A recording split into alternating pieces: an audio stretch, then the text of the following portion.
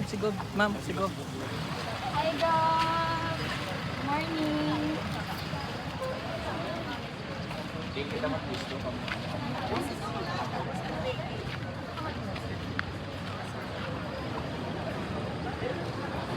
Good morning, everyone. I think we're all set for our the member of the population office, youth, and of course the Punong Barangay and the entire people of Batad. Welcome to the turnover ceremony. So to start, may I request our guests to have the ribbon cutting ceremony and to followed by our blessings.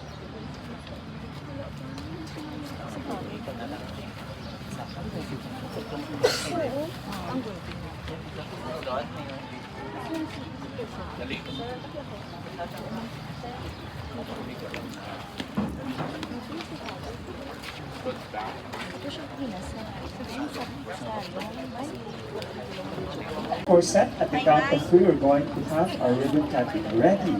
At the count of three, 1, 2, 3, and go. A big round of applause, everyone.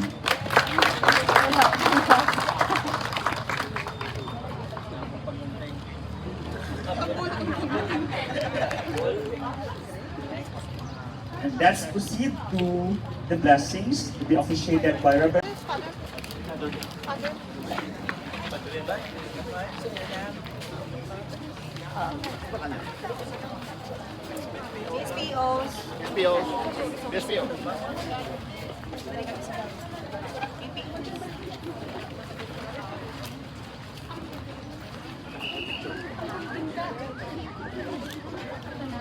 Three, we're now to unveil the marker. 1, 2, 3, and go. A big round of applause, everyone.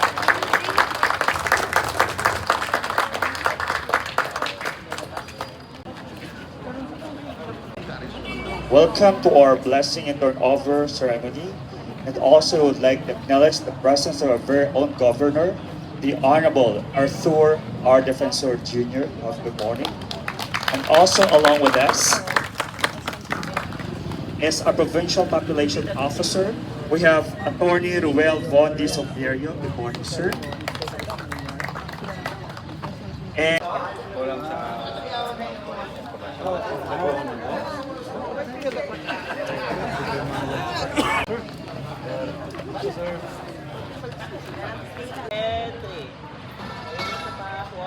Wave kita tanan, wave. 1, 2, 3.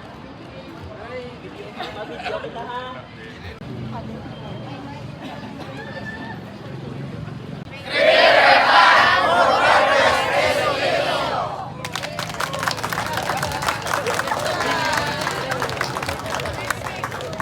Walk. Take 2. 2, 1, go.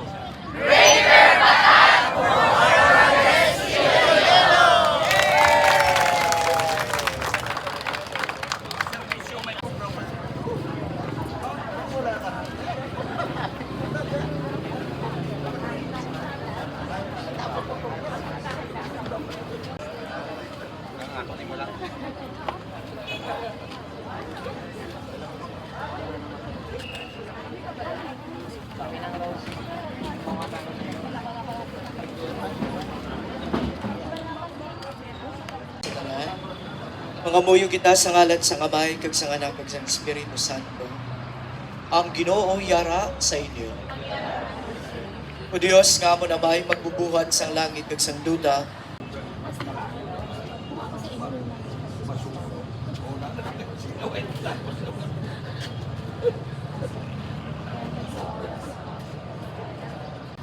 Amen.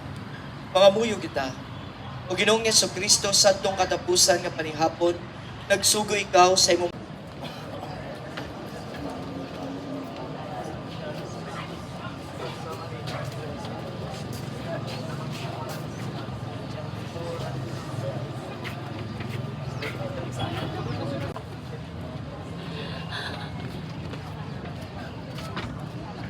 big round of applause, everyone. Palakpakan naman. Matudog na palakpak. Madamon dito sa laman. Sa tanan nga mga butang, kag magluy-luy sa inyo sa gihapon. Ang Ginoo yara sa inyo. Bendisyonan kamo sang Dios nga makagagahom sang tanan abay.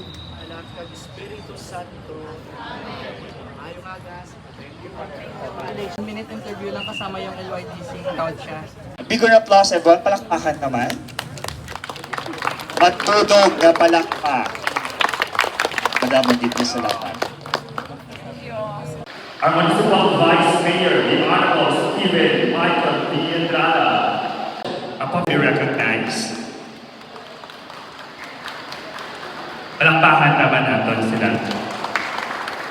And shared commitment, strengthening families, empowering youth, and promoting inclusive community development. To formally start,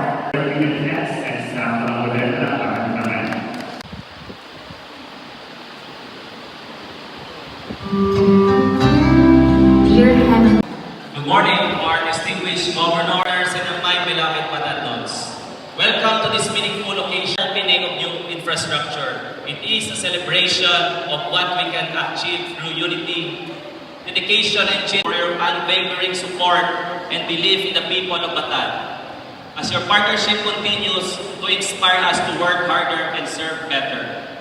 As officer, a bigger applause.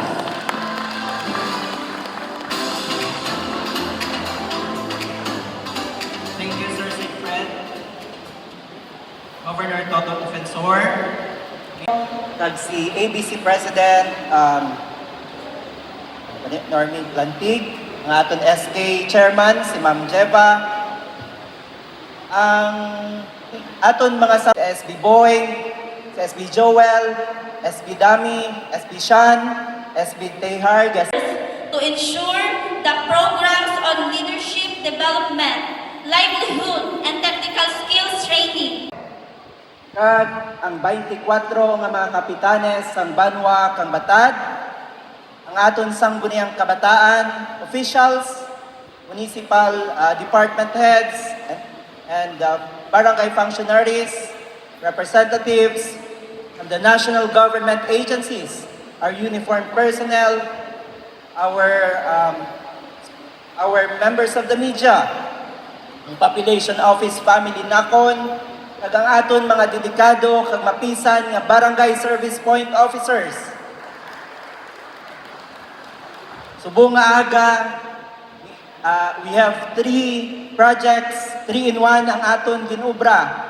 We have our inauguration of Salung Bridge, the groundbreaking of our Poblacion Multipurpose Gym, and the inauguration of Family and Youth Development Center. Sa nahambal ni Gob, umagkadto kita sa barangay, may 3 ka bagay nga aton ginahimo.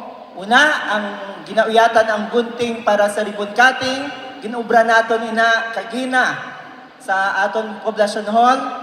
Nagauyat kita sang pala para sa groundbreaking, rather sa Poblacion Hall, ang ribbon cutting sa Family and Youth Development Center dito sa Salung Bridge kag sa aton diri, kag gauyat sang kutsara kay tinidor kay fiesta ukon kay tungod subong adlaw pareho man lang sang fiesta kay Foundation Day sang Banwa sang Batad. So nakumpleto naton ang 3 ka bagay, ang gunting kay may ribbon cutting, ang pala kay may groundbreaking, kag kutsara kay tinidor para sa inyo nga Foundation Day.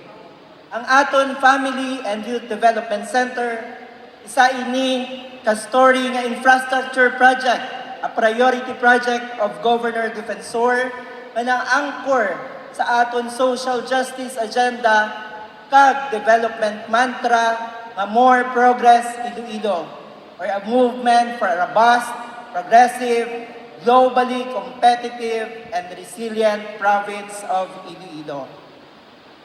Ang FYDC nga ini, isa ka estratehiya naton sa pag-support kag sa pag-implementar sang Responsible Parenthood Program kag Adolescent Health and Youth Development Program na ginaobra sang aton opisina, ang Provincial Population Office. Kay man, base sa lahi, ang ato ginamandate kita ng mga population officers na mag-lead sa pre-marriage orientation and counseling for our contracting parties o kung inang would-be couples nga pagkakasdon. Gone are the days nga ang population office nga ginahimo manugtagtag sang commodities kay tulad sang condom, pills, kag kung anuman mga contraceptives. Kay man, hindi na inang aton trust sa population office. Our main mandate, we now embark on population and development. That's PopDev integration. So inang PMOC is a mandatory prerequisite for couples applying for marriage license and subject of course to certain exceptions. That is ang mandato naton luwas na nabalhag sa aton konstitusyon, that is pursuant to Executive Order number 965 as well as ang aton nga Family Code of the Philippines ukon ang EO 209 sang presidente kag ang aton Biblia sa Local Government Unit, ang Republic Act 7160, ukon ang Local Government Code, and such other relevant issuances and other memorandum circulars issued by our national government agencies such as the DILG, the DOH, the Commission on Population, and the Philippine Statistics Authority. Ang aton programa nga ini, ang Family and Youth Development Center, naangot man ini sa programa sang national government, ang blueprint sang Population and Development Programs sang Commission on Population, na ginatawag PPD-POA o Philippine Population and Plan of Action, especially sa 7 ka strategic actions. Ang nauna, that we promote responsible parenthood and family planning, kag ang strategic action number 2, that is to advance adolescent health and development. Kag kung madumdaman ninyo, nagligad nga tuig, that was July 7, 2025. In turnover naton dito sa Kapitolyo, ang cheque kay Mayor Little para sa aton Family and Youth Development Center. Waay, eksakto gid lamang sang July nga ini nag-isa ka tuig natapos na ini nga proyekto. So palakpakan naton ang inyo banwa. Si Mayor Little Alarcon isa sa madasig mag-implementar sa mga proyekto giya sa banwa kang Batad. Ikatatlo pa lang ini nga FYDC nga aton na inaugurahan sa bilog nga probinsya. Nagligad nga Binulan, natapos naton sa Igbaras, a month ago, tuya kita sa Lemery, kag ikatatlo pa lang ining Batad nga natapos nga Family and Youth Development Center. Sa Subong, mayara na kita 31 ka Family and Youth Development Center nga aton ongoing ginapaobra sa bilog nga probinsya sa Iloilo. Governor Defensor has invested almost 155 million sa sining Family and Youth Development Centers. Amo ini ang suporta sang aton gobernador on population and development programs sa bilog nga probinsya. Kag kita lamang giya sa probinsya sang Iloilo ang nagaubra sining pagpatindog, hindi lamang pag-construct, apang pag-establisar sa mga programa para sa aton mga kabataan kag sa pamilya. Libuton mo ang bilog Pilipinas, Iloilo lang gid ang naga-implementar sining programa. Ini nga pasilidad isa katikang agud maestablisar naton ang isa ka permanente nga struktura on our population and development programs, the projects and activities para sa pamilya nga nahambalnakon kag sa kabataan. In partnership with your local government unit, our Sangguniang Kabataan, your barangay officials, our Association of Barangay Captains, kag especially sa municipal government of Batad, under the able leadership sang inyong mapisan, kag maukod nga mayor, ang Iloy sang Banwa, Mayor Little Alarcon, kag full support sang sangguniang bayan sa pagpanguna ni Vice Mayor Steven Andrada, kag of course, ari diri kompleto, kapakita ang suporta sang aton sangguniang bayan.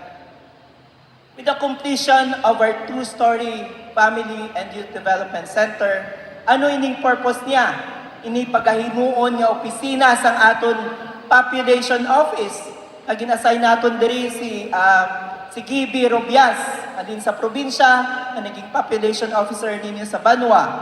Diri man pagaywaton ang population development activities and programs. Inahiwat naton ang session diri in partnership with the Municipal Social Welfare Office kag Municipal Health Office ang aton pre-marriage orientation and counseling. Kag ang second story sini pagahimuon nga opisina sang aton sangguniang kabataan kag Local Youth Development Office. Kag iripunan ini sang aton mga maukod kag dedikado nga barangay service point officers pagahimuon Manila nga opisina ini. Kagman, isugpon ko lang, ang aton mga BSPOs nagligad nga Martes, ginpasidunggan kag nagdaog bilang regional winner, regional champion sa Commission on Population on Rafael M. Salas bilang civil society organization. Kag sila sini ang magarepresentar sa national naton nga pagpaindis-indis. Inaagi sining mga inisyatibo ang Iloilo Provincial Government sa pagpamuno ni Governor Toto Defensor and in partnership of your local government unit, we aim to strengthen our network and as we identify our collaborative efforts in addressing the gaps and promoting the youth development, their welfare, and the empowerment of the families and the youth, not only here in your municipality, but of the entire province of Iloilo. Ining mga proyekto naton nga ginpang-inigurahan, kay gingroundbreaking, matuod lamang kung ano kamo ka-importante kag palangga ni Governor Defensor.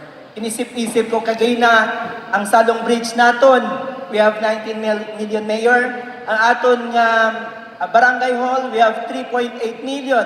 We have 5 million for Family and Youth Development Center. Subong nga aga, ginhatagan ka mo ni Governor at least mga 28 million para lamang subong nga adlaw. Kay man, in the province of Iloilo, as what we always say, good governance is our standard.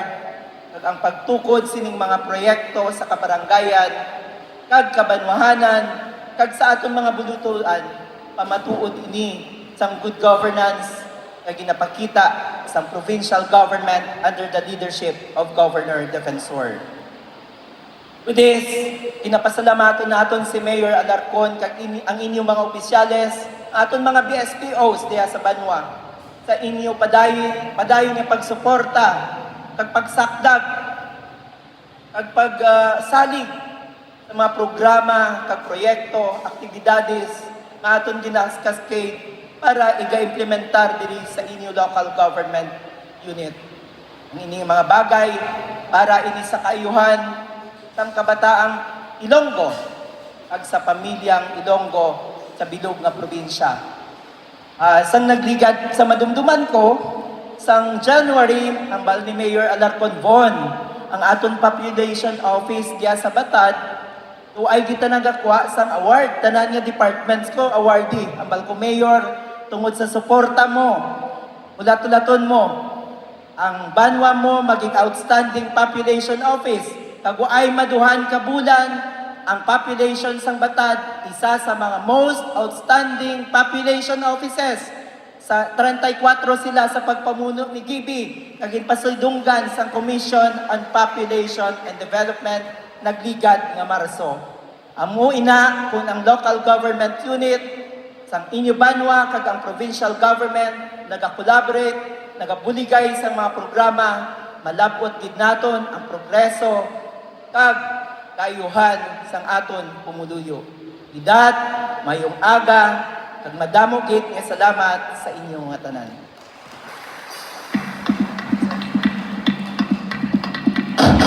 Thank you so much, Attorney Roel Buon, the Superior, a Provincial Population Officer, for